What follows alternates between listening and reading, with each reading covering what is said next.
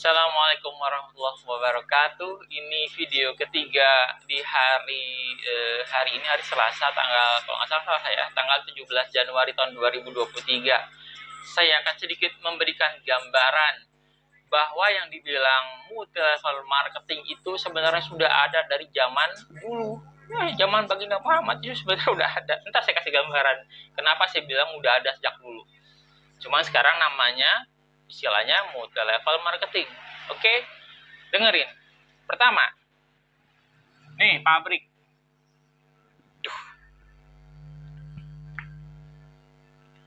Pertama supplier atau bisa dibilang pabrik. Lalu kemana larinya? Nih, pabrik ini nanti dia punya beberapa distributor. Nih distributor nih. Suppliernya pabrik, kalau di sini banyak distributor. Distributor punya lagi di bawahnya. Subdistributor. Gitu. Seterusnya ya. Lalu di bawahnya lagi ada lagi. Ngerti kan ini sistem bentuk apa? Banyak di bawahnya. Terus sampai seterusnya, sampai akhirnya ke user. Atau dibilang pelanggan lah, konsumen. Paling bawah. Ini gambarannya bahwa MLM itu ada dari zaman dulu. Jangan bilang nggak ada. Ini sistem matahari yang ada pertama kali muncul di istilah MLM. Bener nggak sistem matahari kayak gini? Siapa bilang nggak bener? Mereka harus punya. Memang mereka nggak perlu seperti yang di konvensional atau retail, nggak butuh tempat ya. MLM itu kayak gitu. Yang dibutuhkan hanya SDM, dan SDM. Yang dilatih adalah SDM, dan SDM. Yang bekerja itu SDM. Sistem matahari kayak gini. Cuman sistem matahari ini kelemahannya seperti yang ada pada konvensional retail. Yaitu mereka harus stok produk. Jadi ada tutup poin. Ini yang dibilang tutup poin, ini stok produk harus ada. Tiap periode, taruh dalam sebulan harus ada tutup poin. Tutup poin. Jadi tiap bulan harus beli produk. Kenapa? Dia mengikuti sistem di retail konvensional. Oke. Setelah muncul istilah MLM, yang pertama adalah sistem matahari, maka muncullah sistem yang baru yang dibilang binari. Ini yang saya ketemui setelah MLM kedua yang saya jalankan hingga saat ini. Sekarang saya udah nggak aktif ya, udah lama ya nggak aktif ya. Binari itu 2 kaki. Saya masih terdaftar di Melia Sehat Sejahtera. Nomor ID saya INDHI 0150R. Bisa tanya tuh sama Pak Syukur. Binari seperti ini, 2 kaki, berbeda dengan yang dibilang matahari, banyak kaki. Cuman awal munculnya sistem binari ini ya, ini hancur gara-gara yang dibilang money game. Perusahaan money game itu yang mau saya sebutin. Salah satunya dulu saya pernah di prospek itu sama yang namanya UBS UBS ya kalau nggak saya, dulu di Bandung kayak gitu muncul UBS money game. Merupakan money game itu UBS. Tanya tuh yang punya siapa, Eko Racing, Pak Agung. Dia tuh pemilik UBS. Eko Racing tahu kan? Oke, itulah gambarannya. Jadi ini yang membuat saya, ya terus terang, saya ngancurin semua usaha kalian. Karena kalian sudah ngancurin usaha saya balas. Oke, itu pertanda bahwa dunia MLM itu memang ada sejak sebelum ada muncul istilah multi level marketing. Ngerti? Seperti itu. Yang saya bahas adalah seperti apa itu yang dibilang MLM syariah.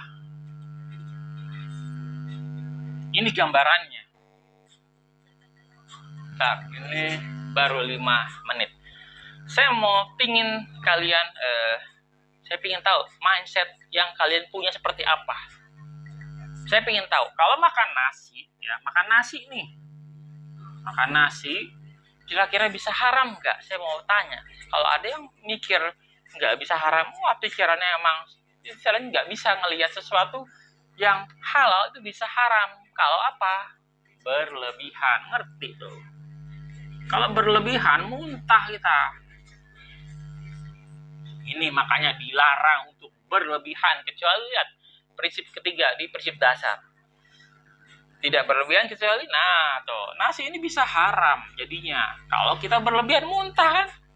Taruhlah ini ditanam dengan cara yang halal, diproses, dituai dengan cara yang halal, dimasak dengan cara yang halal, dimakan dengan cara yang halal.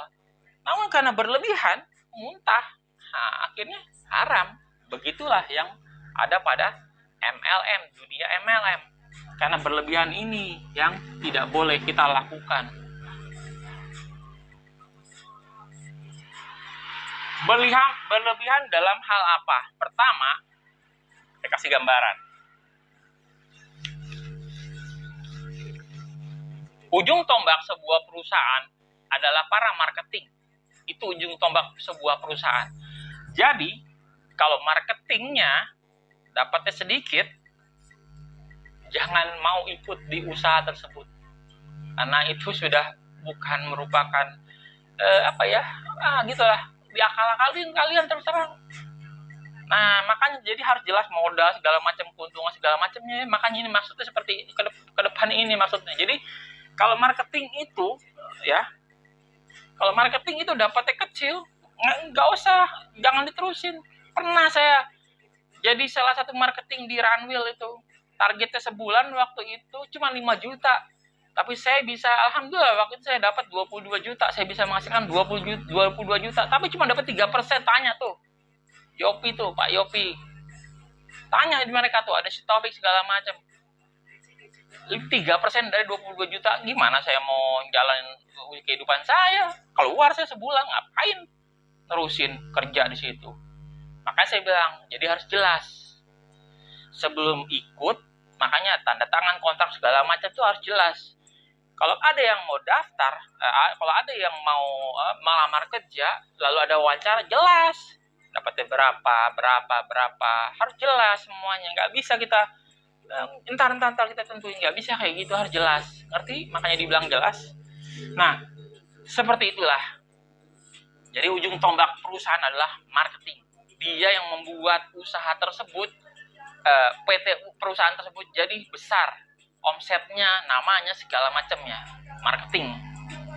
Nah, begini, pertama, kalau ini misalkan dua yang sama ya besarnya. Nah, kira-kira, taruhlah kita bikin 4 lah, tapi dengan yang 8. Saya mau tanya yang mengerti, paham. Taruhlah ini misalnya bonus. Misalkan dalam dunia MLM, bonus. Mana besaran yang ini apa yang ini? Kalau saya sih milih yang ini. Emang kecil, cuma 4 bagian, ini banyak. Tapi pendapatan kalian hanya dibatasi, ya udah tertentu. Kalau 8 makin banyak jumlah bonusnya, semakin susah kalian mendapatkannya. Ini yang dibilangin mereka tuh mempermainkan haknya para member. Money game. Jadi walaupun wujudnya bukan money game, tapi sistemnya sebenarnya yang mereka lakukan adalah sistem money game. Ngakal-ngakalin para marketing untuk dapetin hak yang lebih besar. Jadi jangan yang kayak gini. Pilihlah yang ini. Yang sedikit bonusnya, tapi besar nilainya. Oke? Nah, jadi kita nggak susah nanti ngejelasin marketing plan, business plan waktu presentasi. Ngapain banyak-banyak itu bonus? Itu bohong itu sebenarnya. Ntar waktu udah join, udah data, transaksi, udah kasih duit, dapat produk, ternyata sialan gue dikerjain. Ternyata banyak ininya, banyak syaratnya. Nyusahin kan kayak gitu kan? Jangan bikin yang sebanyak ini. Makanya syariah itu jangan kayak gini. Dibatasi, jelas. Maksudnya jelas itu ada pembatasan. Nah, jangan lagi pakai istilah penghasilan tak terbatas. Penghasilan loh yang saya bilang. Ini nggak benar ini. Harus dirubah. Ini nggak ada lagi penghasilan tak terbatas. Kenapa? Kalian mau nyaingin Tuhan. Sesuatu yang tak terbatas itu hanya milik Tuhan, milik Allah. Kalau kalian ingin menjadi yang tak terbatas, maka kalian justru akan dibatasi. Tapi kalau kalian membatasi diri kalian, kalian bisa mengupgrade kemampuan kalian, penghasilan kalian dengan usaha terus. Nah, jadinya naik kalau kita membatasi. Nah, justru malah jadi naik. Kita bisa meningkatkan kemampuan karena kita udah tahu, oh batasan kita segini. Saya mau ningkatin kemampuan saya, kekuatan saya, penghasilan saya. Bener kan? Masuk logika kan?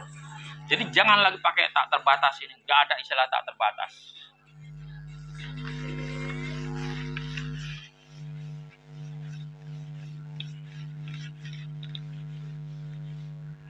Oke, ini yang saya kasih gambaran ya. Kenapa tadi saya sedikit emosi?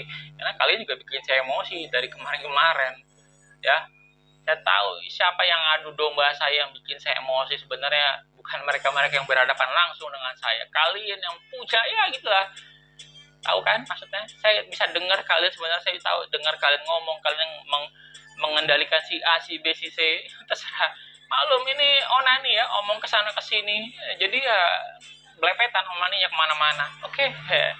Selanjutnya, video selanjutnya adalah gambaran seperti apa itu yang dibilang contoh satu perusahaan MLM yang syariah. Oke, tunggu video berikutnya. Terima kasih. Assalamualaikum warahmatullahi wabarakatuh.